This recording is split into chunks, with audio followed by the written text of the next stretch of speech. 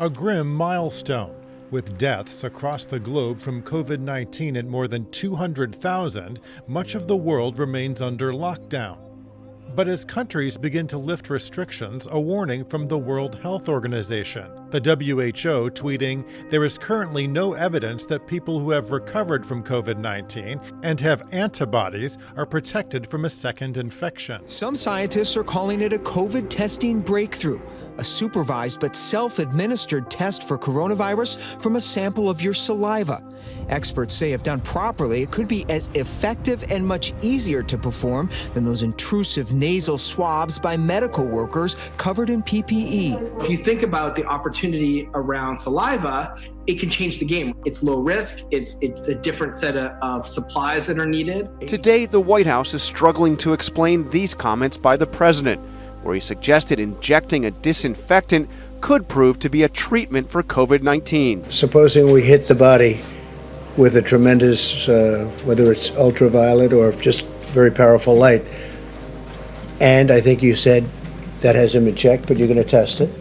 And then I said, supposing you brought the light inside the body, which you can do either through the skin or in some other way. And I think you said you're going to test that too. Sounds interesting. Right, and then I see the disinfectant, where it knocks it out in a minute, 1 minute. And is there a way we can do something like that by injection inside or almost a cleaning? The president was responding to an ongoing study by the Department of Homeland Security, indicating sunlight, warmer weather, and disinfectants quickly kill the virus on surfaces. We asked, are they really going to test it on people? The president mentioned the idea of cleaners, like the bleach and isopropyl alcohol you mentioned.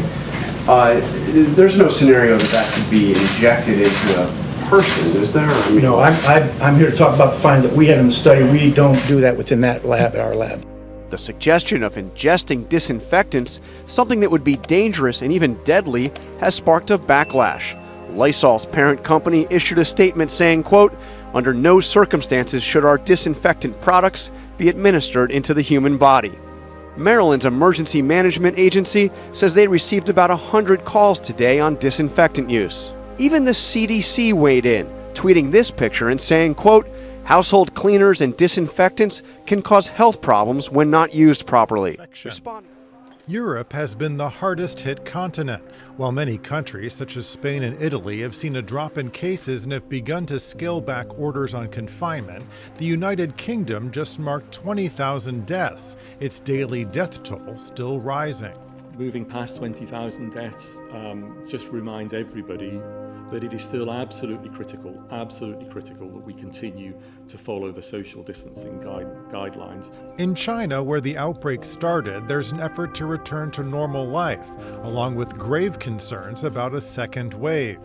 With the highest death toll of any country in the world, the United States has a patchwork response to the outbreak, with only some states lifting stay-at-home orders. I know it's a hard time. To the north, Canada remains on lockdown. Australia and New Zealand are reporting a small number of infections each day, down from hundreds in March. South America has been spared the worst of the virus so far, with several thousand deaths, but experts are warning of a possible large-scale outbreak in the coming weeks. Africa's numbers have also been lower than the rest of the world, but the continent has seen a jump in coronavirus cases of more than 40% in just 1 week. There are fears it could become the new epicenter of the pandemic. A recent discovery has people talking about an Earth 2.0 out there somewhere. Imagine that, Earth 2.0. RT correspondent Natasha Sweet is taking a look at what researchers are saying about this newly discovered exoplanet. From Earth, a new discovery reveals an exoplanet with stark similarities to our very own globe. NASA describing the exoplanet as the most similar to Earth in size and estimated temperature. And that's comparing this exoplanet to thousands of others discovered by the now retired Kepler Space Telescope. It ran out of fuel and reportedly went to sleep back in 2018. But scientists are still looking through all of its captured surveillance. This NASA illustration is what scientists believe the surface of Kepler 1649c would potentially look like. The location makes it possible for liquid water to exist, and it's slightly larger than Earth, receiving 75% of the same light we get from our own sun. According to NASA, this could mean temperatures there might also be similar to what's found here on Earth. This planet was originally overlooked by a computer algorithm, but was found after scientists began reviewing the telescope data. Published in the Astrophysical Journal Letters this month, lead author Andrew Vanderberg from the University of Texas at Austin says, quote, "With red dwarfs almost everywhere around our galaxy and these small, potentially habitable rocky planets around them, the chance of one of them isn't too different than our own Earth looks a bit brighter." Scientists say Kepler 1649c's atmosphere is still a mystery and that calculations may be off. The planet is in orbit around a red dwarf, which is a type of star, and according to NASA, that is known for stellar flare-ups that may make a planet's environment challenging for any potential life. One place it has not touched, the International Space Station. We're hearing now about the unique experience of astronaut Jessica Meir, who just returned from nearly 7 months aboard the space station. She spoke to Mark Strassman about coming home to a very different world. From 250 miles above Earth, astronaut Jessica Meir practiced what you could call extreme social distancing. Down below, a planet grappled with a contagion. There was only 3 people on the space station, and it was difficult for us to understand, wow, we are, of the 7.5 billion humans on Earth right now, we are really the only 3 people that aren't affected by this. That changed a week ago today. A Soyuz capsule brought Meir and 2 crewmates back to Kazakhstan. They landed on a planet in some ways unrecognizable from the one they left. We came back to all these masked faces. Was that your first corona reality check? Yeah, absolutely. The people pulling us out of the capsule, they were already wearing masks, so that was really the first human that we saw. While in orbit, Meir achieved a space milestone. She and astronaut Christina Koch performed the first all-female spacewalk last October. That is amazing. But long-duration space missions compromise an astronaut's immune system. So when Meir got back to Houston, she went into quarantine. Koch had to keep back. From a distance, we kind of could do a virtual hug. It's quite difficult for me. I'm a hugger, and now I've been up there for 7 months, and I can't even hug people, so it's pretty difficult. Their employer, NASA, hopes its mission next month will leave the virus behind. SpaceX will send 2 NASA astronauts, Doug Hurley and Bob Behnken, to the International Space Station. Ready for visors? They'll become the first Americans launched from U.S. soil since 2011, when the space shuttle retired. But the corona threat may block their families from watching in person. I would have said emphatically yes, a few weeks ago, but I think we're all just kind of one day at a time at this point, and if not, they'll have to watch it from home, potentially. I honestly don't know. Jim Bridenstine, NASA's administrator, told us this launch will be different. Instead of descending on the Kennedy Space Center, this time what we're asking people to do is tune in, watch it on TV, watch it on the internet, stay at home. This is a moment in time when all of America can come together in the midst of a pandemic and celebrate something positive. As for Jessica Meir, she has something to celebrate. After a week in a quarantine facility, she gets to sleep in her own bed tonight.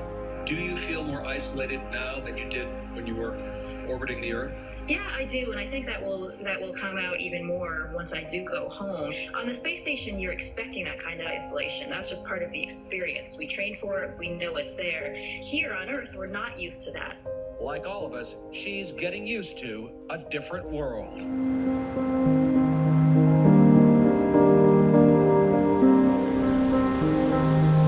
This is Main Street, Flushing, the most busy street in New York City.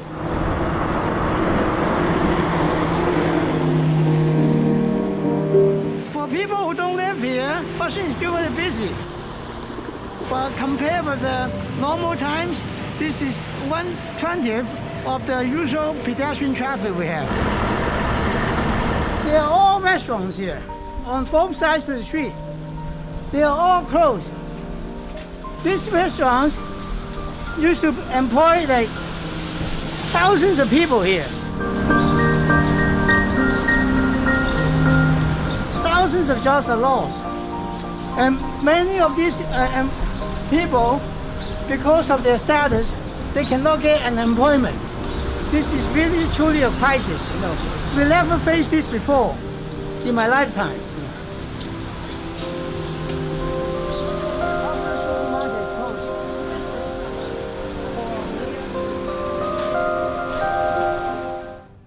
This is the inside of one of the hospitals built in Wuhan to specifically treat COVID-19 patients. It's a look at how China is battling the disease as people are trying to get back to some semblance of normalcy. Many, however, remain concerned about a second, even deadlier wave of the virus breaking out in Wuhan. There are 68,000 reported cases of coronavirus in the Hubei province. Spread of the virus appears to be under control there, though, with no new cases or deaths reported in the latest figures released this week. But as we know, those figures continue to change.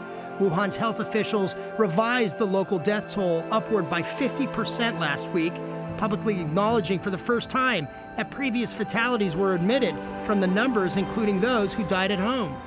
And Reuters reports that Chinese doctors in Wuhan say a growing number of cases of people recovering from the virus continue to test positive without showing any symptoms, becoming one of the biggest current challenges facing the country. The Financial Times writes that many sections of the city remain physically walled off with large blue fencing, and that in Wuhan, testing has become ubiquitous to root out hidden cases. One district has set up a hotline and has offered a reward for reporting people with asymptomatic cases, despite these being undetectable without a proper test.